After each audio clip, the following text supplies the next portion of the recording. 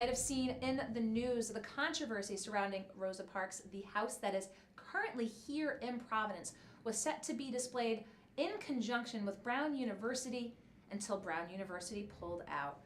Rhea, tell us, you just came from an event over at the Waterfire Center where the house is. We've got the artist Ryan Mendoza who will be on next to talk about his role in it.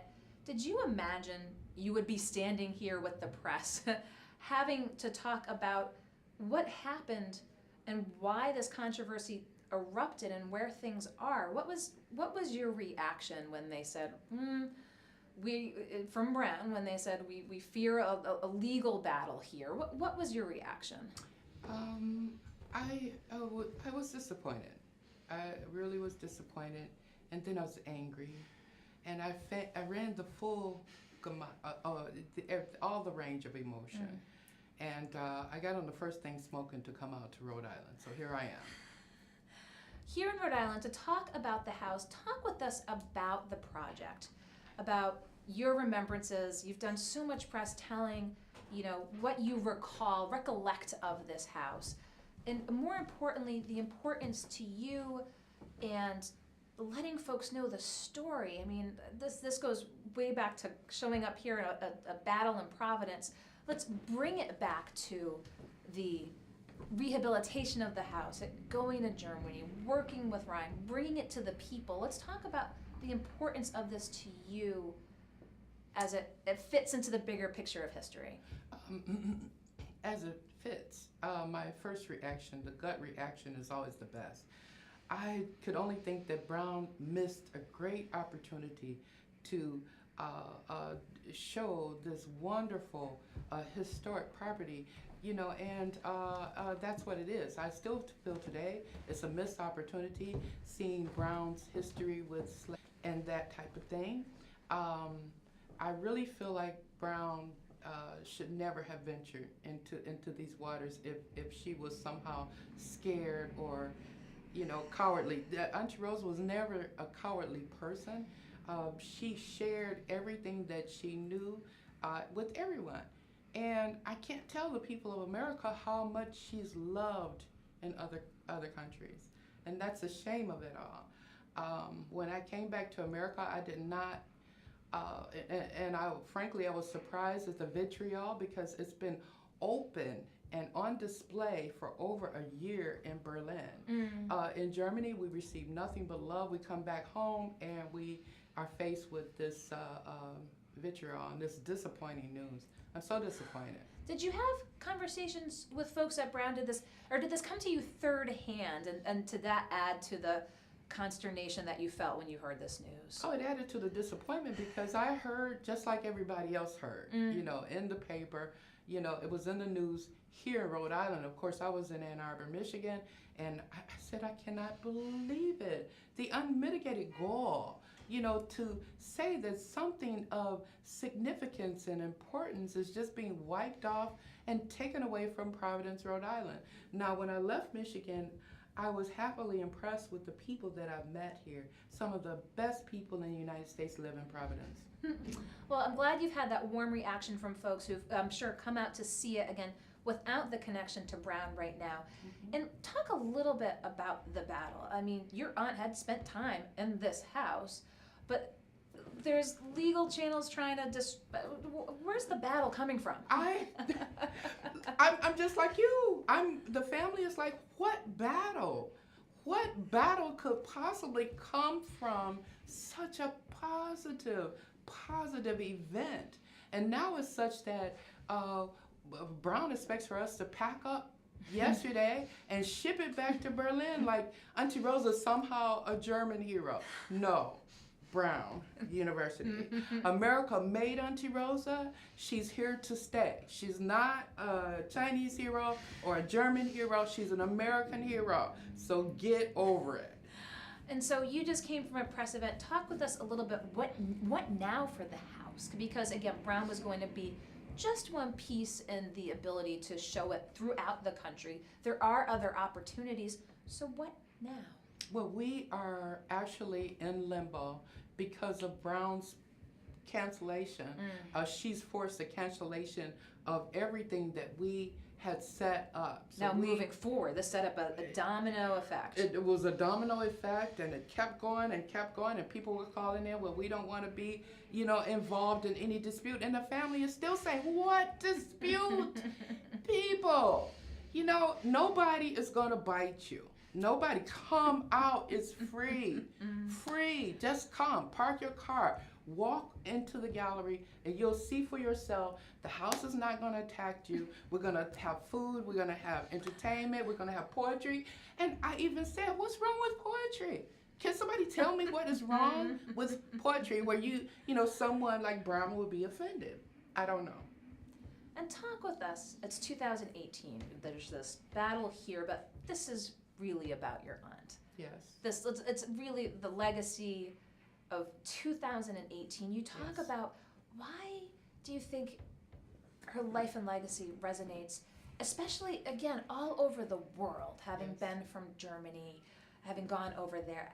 Why do you think it has such a resonating effect so many years later now? When we were over in Berlin, I seen grown men, and these are big men, not little tiny men, cry, tears streaming down their cheeks as we were discussing civil rights and discussing Auntie Rosa's legacy with them. What can I say? This is a teaching tool. This is a historic moment, even as we stand in it, because history will say that Brown University was trying to make repair on their bad history with slavery. And this is what they do to a lady like Rosa Parks. When Auntie Rosa was arrested and she had to go to court, there were people standing on both sides of the stairs. And one little child said, they mess with the wrong one now. And I think Brown messed with the wrong one now. And again, 2018, we see where things are in the country as they are currently. This is just as important now in 2018 to be talking about Rosa Parks' legacy as it's been in any point in the civil rights movement. Yes. Auntie Rosa always said that we take 2 steps forward and 10 back. I think the harm that it does by getting rid of such a discourse in the Providence community is that, look, we're handing over this country to these young people, and we're saying to them, well, yes, Emmett Till was murdered, and guess what? We're still murdering unarmed black people. Please, police officers, please understand what a cell phone is and what a weapon is. My hairdresser, she has to have more training than an officer that we put out on the streets with a gun, with tasers, with what do they call those things that they beat people with? Nightstick, billy clubs. Please, if the people are not qualified to hold that weapon, please get them out of your police force. Please understand, start off with a cell phone is not a gun. Understand, police, that you are not the judge, the executioner, whatever that is. You know what I'm trying to say. You're not those people. It shouldn't take 2 seconds before you take someone's life. That should be the last thing that you do, is murder. So here we are, again, I keep going back to where we're standing now, what things are next, but talk with us a little bit about the house itself, because as you mentioned, folks can come and see it. Yes. It doesn't take a large institution to put a wrench in it, but it's still there and it still can be seen. Talk with us about working with Brian and that putting it into the state. I mean, this is needs a lot of love and care. It does, and so how did it get from the U.S. to Germany and back again, and you're being there and overseeing it? I mean, this is a huge undertaking. It really is. We dreamt huge. We thought about not only women in the civil rights movement, but the American hidden history that's been missing. When Auntie Rosa came over here, her life was incredibly hard. She was both homeless and penniless. And the house can show us, it can take us back to the 1950s, because if we don't know our history, we're doomed to repeat it. So, this is actually a tool. It can be a learning tool. It's an educational tool so that our children are not making the same mistakes over and over and over. So I'll get Ryan's story when he comes in here because he plays an important role here as the artist. But how did you and Ryan connect? We had friends. Ryan was working on a local project within the city of Detroit. Detroit was busy demolishing and destroying everything. And so I'm talking about historic homes. Historic homes that with the architecture that's beautiful, just destroying it. And so Ryan came in, he wanted to save one particular little house. And the city of Detroit gave him such vitriol until it's like, oh my goodness. So our friends knew Ryan was working on that, and they knew that I was looking for someone to restore the home. So then we matched up, we met, we talked, and I said, well, the family wants this and this and this. And so Ryan said, well, this is what I can do. And the rest is history. I'm so happy. And so, how much time did your aunt spend in this house? What's your, You know, that's a good question. Forever. You know, with a family member, someone you love, it's not like, oh, from 9:45 to 10 o'clock, she ate oatmeal with peaches. It's a continuous line. Auntie Rosa was there for my graduation, the birth of my kids, my going to college, my teenage years when I knew everything. So she was there. You know, I don't know how to say. The timeline was seamless. You know, it's all together for the family. It's not chopped like, can you prove that Rosa Parks was here at 9:45 at 2 p.m. and what did she do? And so I said, look, if my father was her only sibling and she was his, even if she opened the front door and put her little teeny toe on the inside of the house, she was there, people. What is so bad about poetry? What is so bad about having this house come home? Once again, an American hero, a true hero that did something for the rest of us. If the people in the United States could travel outside and see how other countries view her, then we wouldn't even be having this discussion. You'll be asking me what is my favorite color. I would have been there at the huge opening, but right now, because of the limbo, but people can still come. People can come. So as you said, it started the domino effect, and I'm going to get sort of the nuts and bolts of the moving in the house and what people will see, and I know you said it started the domino effect. What's your hope now moving forward? I really and sincerely hope that she can find a home within the United States of America. Somewhere on the soil, there's someone that loves her that much where they can protect her, they can share her history, they can use it as a teaching tool.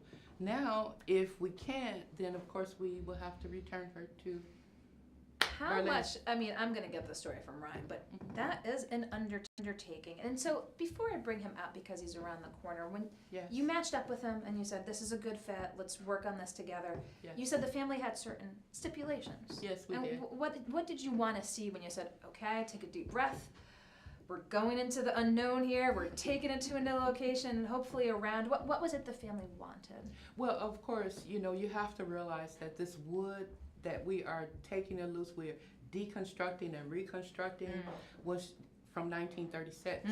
Now the area where the house was, the elements got to the wood. They got to all facets of the house. So when Ryan saw the house, it was literally crumbling in his hands. He has actually saved the original flooring from 1936.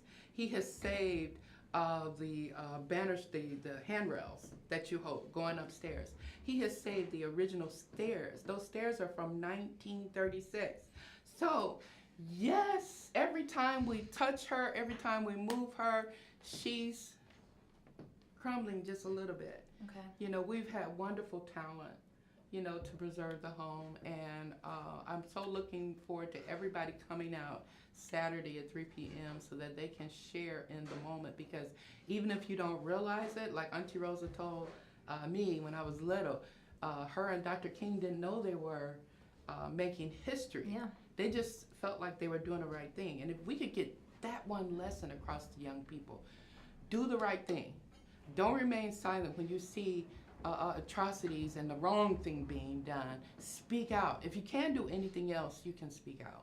Well, I appreciate your taking the time to come Thank speak you. with us in Thank studio. you. Rhea McCauley, thank you you. so much. I'll Oh, let you go yeah. around the corner and Thank you. I'll welcome in Ryan. Okay. Thank you so much. Thank you. Rosa Parks' niece, Rhea McCauley, again about the controversy surrounding the house, but it is here in Providence and it is going to be open to the public on Saturday.